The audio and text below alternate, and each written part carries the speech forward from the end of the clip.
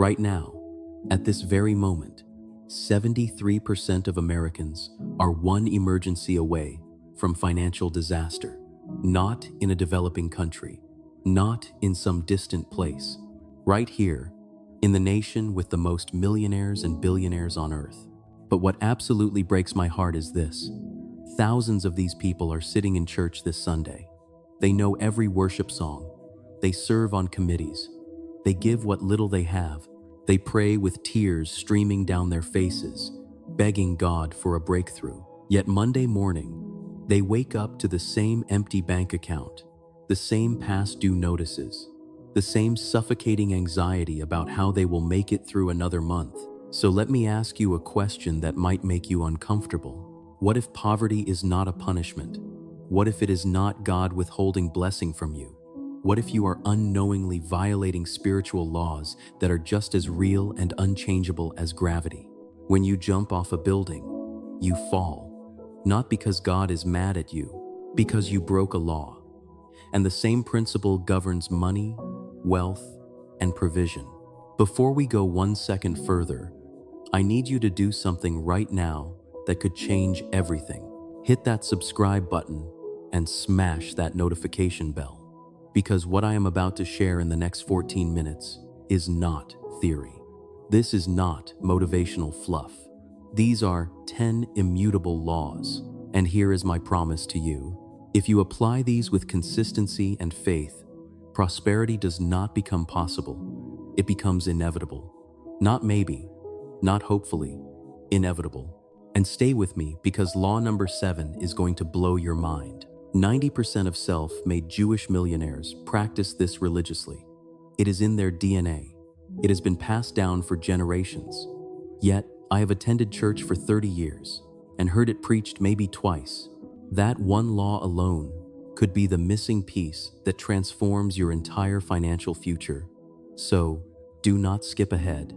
Do not leave early. Every single word matters. Let me destroy a myth right now. Most people think tithing is about giving 10% of what is left after you handle your business. That is not the law of first fruits. That is leftovers. And God does not want your leftovers. He wants your first and your best. Look at the story of Cain and Abel. Both brought offerings, but Abel brought the firstborn of his flock, the best he had. Cain brought some of his harvest, whatever was convenient. One offering was accepted, the other was rejected. The difference was not the amount, it was priority. Here is how this works practically and why it rewrites your financial destiny. Before you pay the mortgage, before you buy groceries, before Netflix, before the car payment, before anything, you set aside what belongs to God first. And I know what you are thinking, but I barely have enough to survive now. If I give first, I will not make it. That is exactly the scarcity mindset that keeps you trapped. When you put God first financially, you are making a declaration. You are saying my provision comes from Him, not from my paycheck, not from my boss, not from my side hustle, from God. Set up a separate account right now. The moment your paycheck deposits, automate a transfer to your giving account before you can even think about it. Watch what happens over the next 90 days. This single act breaks the poverty curse at its root because you are no longer operating from lack. You are operating from overflow. You are declaring that you have more than enough, that there is abundance, and that mindset shift changes everything. Do you remember Joseph in Egypt? Pharaoh had a dream. 7 fat cows, 7 skinny cows. Joseph interpreted it. 7 years of abundance, 7 years of famine. But here is what makes Joseph a genius. During the good years, he did not throw parties. He did not upgrade chariots. He built storehouses. He saved 20% of everything. And when the famine hit, Joseph did not panic. He did not beg. He did not suffer. He had prepared for opportunity. Here is what most believers completely miss. God will not pour His blessing into a container full of holes. If you spend every dollar that comes in, you have no capacity for blessing. You need a storehouse. In modern terms, that is a savings account. That is investments. That is creating a vessel where God can pour abundance, and it actually accumulates instead of draining away the moment it arrives. Start with $100. I do not care if you have to sell something. If you cannot save $100, you do not have an income problem. You have a spending problem. Build it to 1,000, then 1 month of expenses, then 3 months, then 6 months. This is not hoarding. This is not fear. This is stewardship. This is wisdom. This is creating capacity for God to work. And when opportunity comes, and it will, you will have resources to seize it instead of watching it pass you by. Proverbs 12:24 says, "The hand of the diligent will rule, but the slothful will be put to forced labor." Notice, it does not say the hand of the lucky. It does not say the hand of the person with the right connections. It says diligent, excellence, consistency, hard work. Here is a truth that will offend some people. Miracles usually show up disguised as difficult work done with excellence. I have met so many believers who are sitting around waiting for God to supernaturally drop money from heaven while they show up late to work, do the bare minimum, refuse to learn new skills, and complain about their boss. That is not faith. That is laziness wrapped in spiritual language. God honors diligence. He rewards excellence. He multiplies the efforts of people who work as unto him, not unto men. Let me tell you about Marcus. He worked at a warehouse making $14 an hour, barely scraping by. But instead of complaining, he started showing up 30 minutes early every day. He learned every position. He solved problems before they were assigned. Within 6 months, he was promoted to supervisor. Within 2 years, operations manager. Today, he makes 6 figures. Same company, same building, different mindset. That is the law of diligence in action. God will not bless mediocrity just because you pray, but he will multiply excellence beyond what you can imagine. The parable of the talents is one of the most misunderstood teachings in Scripture.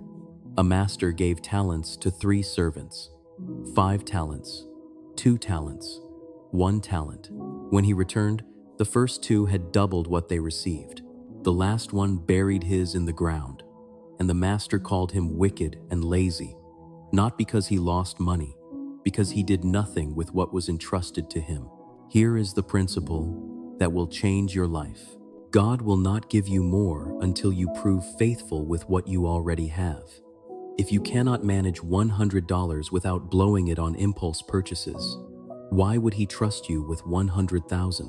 If you cannot handle 1,000, why would he give you 1 million? Stewardship is the gatekeeper to increase. This is where budgeting becomes a spiritual discipline. Track every single expense for 30 days. Every coffee, every streaming subscription, every impulse Amazon purchase. You will be shocked.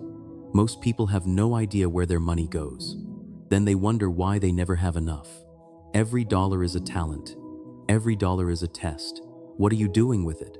Are you being a faithful steward, or are you burying it in consumption and waste? This paradigm shift changed everything for me. Money is seed, not food. Poor people eat their seed. Wealthy people plant theirs. When money comes into your hands, your first instinct is probably to spend it. Buy something. Treat yourself. Reward yourself. That is the consumption mindset. The poverty mindset, the wealth mindset, asks a completely different question. How can I multiply this? Every dollar is a seed that contains a harvest. When you invest, you are planting seeds. When you start a business, you are planting seeds. When you buy a course that teaches you a valuable skill, you are planting seeds. But most people eat everything that comes in. Then they stand in an empty field wondering why there is no harvest. You cannot reap what you did not sow. Start treating money differently today.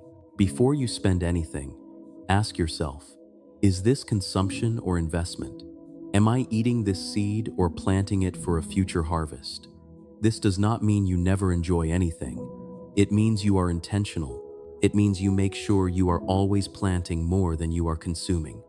Otherwise, you will stay stuck in the cycle forever. When God appeared to Solomon in a dream and said, "Ask for anything you want," Solomon could have asked for riches. He could have asked for victory over his enemies. He could have asked for a long life, but he did not. He asked for wisdom. And because he prioritized wisdom over wealth, he received both. He became the wealthiest king in history. This is a fundamental kingdom principle. Wisdom is more valuable than gold because wisdom produces gold. The absolute best investment you will ever make is not in real estate, not in stocks, not in cryptocurrency. It is in your own mind, your skills, your knowledge. A $200 course that teaches you a valuable skill has infinite return on investment. A $20 book that shifts your mindset could be worth millions over your lifetime. A mentor who guides you and helps you avoid mistakes could save you decades of pain and failure. Stop spending all your money on things that depreciate. Cars depreciate, clothes depreciate, electronics depreciate. Start investing in things that appreciate. Your mind appreciates. Your skills appreciate. Your network appreciates. Make learning a line item in your budget. Make skill development non-negotiable. The return will astound you. Now we come to law number 7, the one I told you about. The one that Jewish families have practiced for generations, and it has kept them financially ahead. Proverbs 22:7 says, "The borrower is servant to the lender." Let those words sink all the way into your spirit. When you are in debt, you are not free. You are a servant. You work for your creditors, not for God. You cannot fulfill your kingdom assignment when you are enslaved to Visa and MasterCard. Here is what Jewish families teach their children from the time they can count. Debt is a curse, not a tool, not a strategy, a curse. They avoid consumer debt like poison. They save up and pay cash. They live below their means. They drive older cars. They wait to buy. And what happens? While everyone else is drowning in payments, they are building wealth. While everyone else is paying interest, they are earning interest. It is not complicated. It is discipline. The modern poverty curse has a name: consumer debt, credit cards, car loans for vehicles you cannot afford, financing furniture, electronics, vacations, even groceries on payment plans. The median American household carries $93,000 in debt. Let me say that again, $93,000. That is not a wealth-building strategy. That is financial slavery. Every payment you make to a creditor is money that could be building your storehouse. Every dollar you pay in interest is harvest you are giving away. If you want to break the poverty curse, you must break the debt curse. Stop using credit cards today. Cut them up if you need to. Start attacking your debts with intensity. List them smallest to largest. Attack the smallest with everything you have while making minimum payments on the rest. When it is paid off, roll that payment into the next debt. This is the debt snowball method. It works because it is based on biblical principles. Freedom first, then wealth. Proverbs 13:20 says, "He who walks with wise men will be wise, but the companion of fools will suffer harm." Your financial future is directly connected to the 5 people you spend the most time with. Show me your friends, and I will show you your future. If those 5 people are broke, complaining, have a victim mentality, and blame everyone else for their situation, that curse is spreading to you right now. I do not care how strong you think you are. Environment shapes behavior. Look at your closest relationships right now. Be honest. Are they building or consuming? Are they investing or complaining? Are they taking responsibility or making excuses? Are they reading and learning or wasting hours on entertainment? If everyone in your circle is comfortable with poverty, you will never rise above it. Iron sharpens iron, but rust spreads to rust. You need to intentionally change your circle. Seek out people who are where you want to be financially. Join groups of entrepreneurs and investors. Find mentors who have built wealth with integrity and wisdom. Read books by people who have achieved what you desire. Listen to podcasts that expand your thinking. Your association determines your destination. Choose very, very carefully. Proverbs 10:2 says, "Ill-gotten treasures are of no value, but righteousness delivers from death." You can hustle, you can scheme, you can cut corners, manipulate people, and deceive your way to money. You might even succeed for a season, but it will not last. Wealth built on dishonesty crumbles. It always does. Only wealth built on value, service, and integrity endures across generations. Here is the kingdom principle that most people miss. Business is service. You make money by solving problems for other people. The bigger the problem you solve, the more value you create, the more money you make. If you are only focused on what you can get, what you can take, what you can extract, you will stay poor. But when you focus on what you can give, how you can serve, how you can create massive value for others, wealth becomes inevitable. Every transaction should leave everyone better off. Every customer should feel like they received more value than they paid. Every employee should feel valued, respected, and fairly compensated. Every partner should benefit from the relationship. This is not just morally right. This is strategically brilliant. Integrity builds reputation. Reputation builds trust. Trust builds wealth that lasts. Deuteronomy 8:18 says, "Remember the Lord your God, for it is He who gives you power to get wealth, that He may confirm His covenant." Read that verse again slowly. God gives you the power to get wealth. Not so you can buy a mansion, not so you can drive a Lamborghini, not so you can flex on social media, so that He may establish His covenant on earth. You are not the destination of the blessing. You are the channel. This is the piece that makes everything else work. When you understand that wealth is a tool for kingdom advancement, not personal consumption, everything changes. The guilt disappears. The fear disappears. You stop being afraid of money. You stop feeling bad about wanting more, because it is not about you. It is about what God can do through you. When you have resources, it is about the lives you can touch, the families you can help, the ministries you can fund, the problems you can solve. This is why you must get serious about breaking the poverty curse. Not for a bigger house, for kingdom impact. The world is not changed by broke believers with good intentions. It is changed by generous kingdom financiers who understand their assignment and have the resources to fulfill it. Right now, wherever you are, I want you to say this out loud with me. Say it with authority. I renounce every poverty mindset. I renounce the slave mentality. I am a child of the King of Kings, and I walk in kingdom abundance.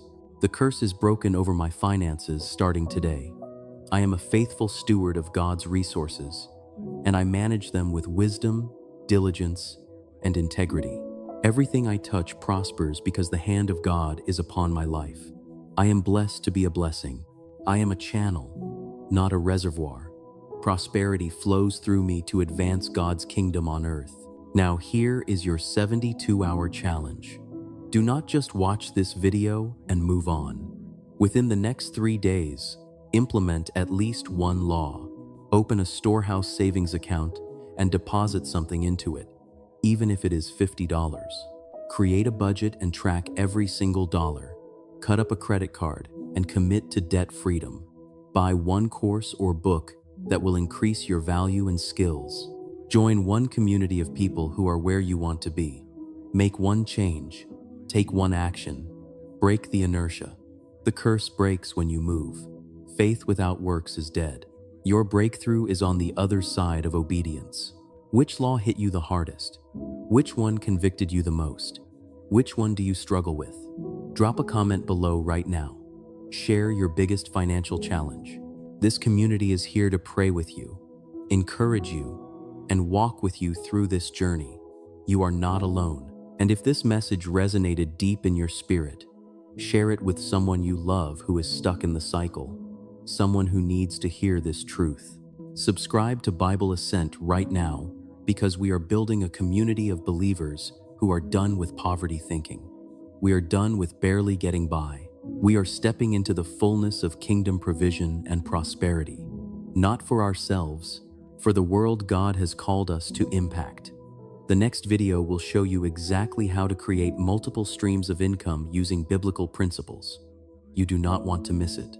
I will see you there. Now go break that curse.